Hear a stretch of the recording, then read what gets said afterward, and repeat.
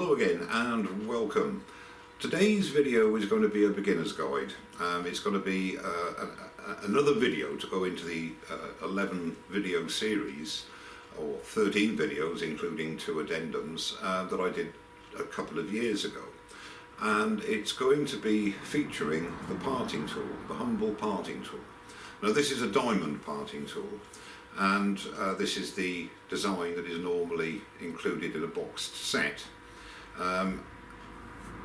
The reason I'm calling it a beginner's guide is that it's strangely one of the tools I didn't cover in the beginner's guide, and I do get quite a lot of questions with parting tools, so I thought I'd go through it. I've got 3 different types that I've accrued over the years, so I hope you enjoy it, and especially for the beginners. Those with more experience can sort of turn off now, but as I say, we'll go over to the lathe now and we'll start the beginner's guide to the parting tool. The most common parting tool is the diamond parting tool, and the advantage of this, it doesn't bind in the cut when you're parting off, because the leading edge, or the edge of the bevel, the cutting edge of the bevel, is 5.5mm, and that reduces down to 5mm at the base of the bevel. So this clears the way for the cut without binding, and I'll show you what I mean.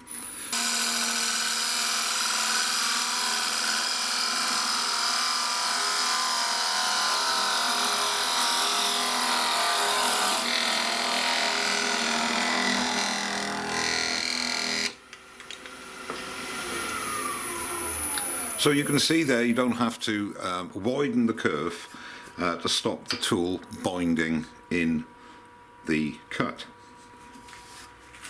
The other use of this tool is to size a tenon. So let's say we want to make a tenon from this line to the end. We'll get it started.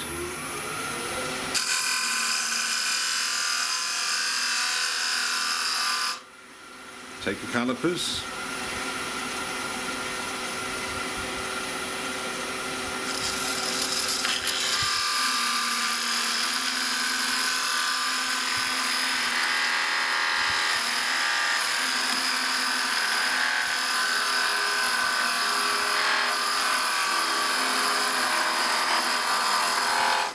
Okay, and let's take it here at the end.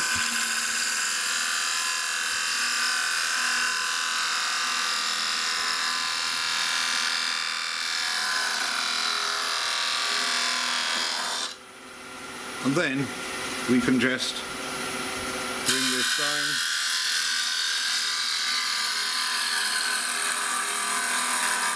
leaving it a little proud.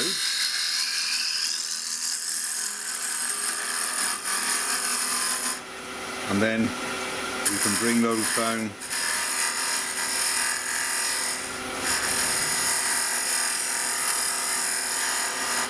to size the tenon.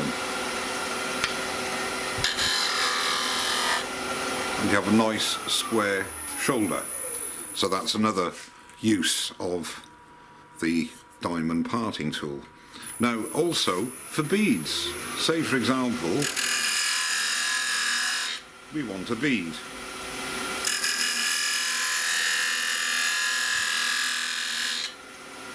Now you can actually rub the bevel, and round over the bead.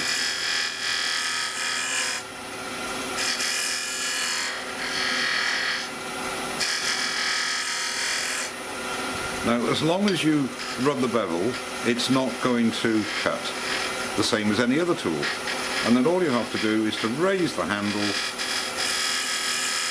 and roll. Raise the handle and roll. Now the next type is what I call a square parting tool, whereas the stock is the same width all the way down. Now this has a narrower curve.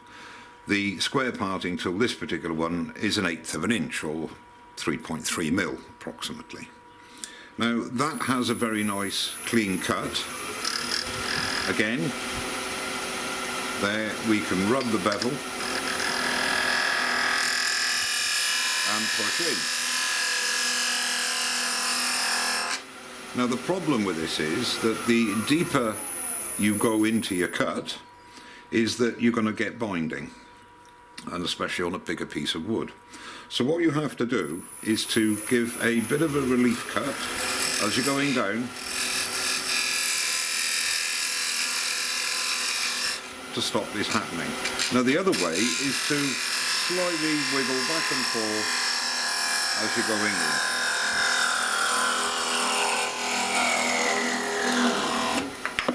to negate that binding. And finally, the thin parting tool, which is a 1/16 of an inch, and that is the profile of this particular one.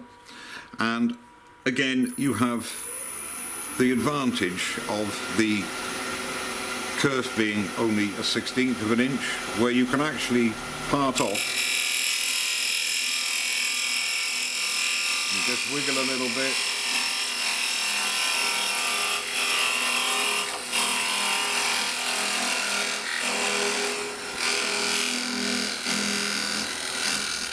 Also, with the diamond parting tool, you can form your dovetail tenons.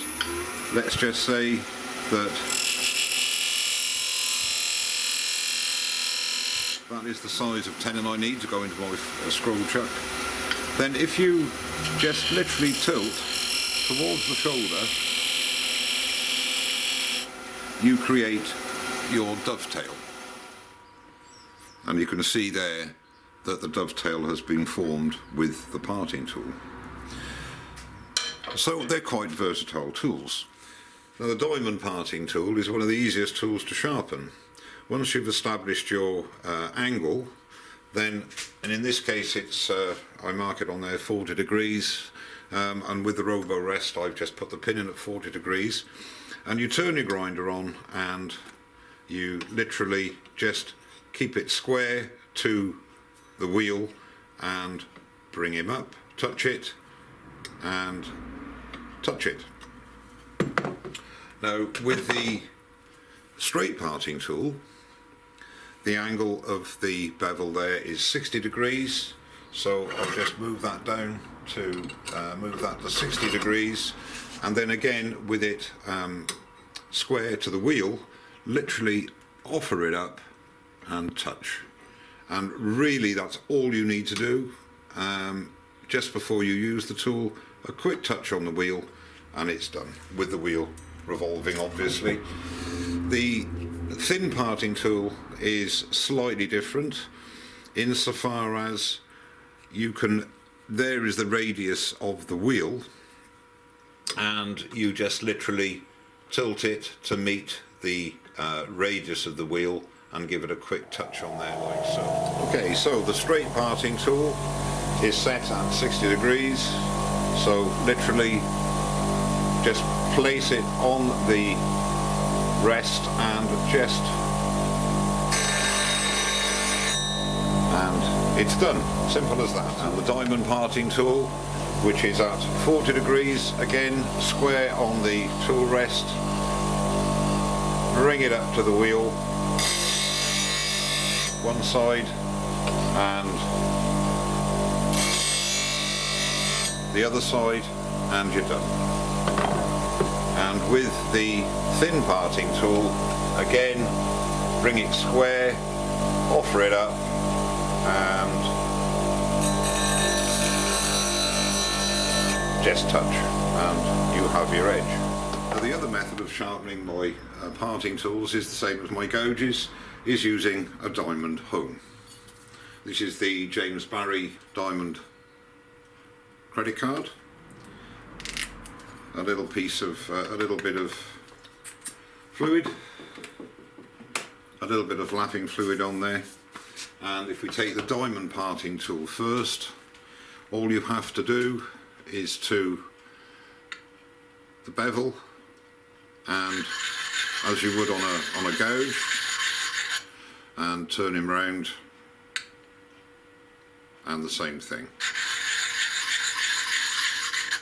and you have a perfectly sharp edge. And on the square parting tool, the same thing, there's your cutting edge. Offer that up to the tool, to the card, and circular motion, and you've put an edge back on there. And indeed on the thin parting tool, all you need to do there is to put the tool flat onto the card, and again, and you have a nice sharp edge. So the two methods of sharpening these tools. Well, I hope a few of you found that of some interest. Don't forget that next Sunday is the day I'll be drawing the staved goblet for my 50,000 subscriber giveaway, and I'll put a link up here or there to that video. Thanks very much indeed for watching. Don't forget to subscribe, and I'll see you very soon. Cheers now.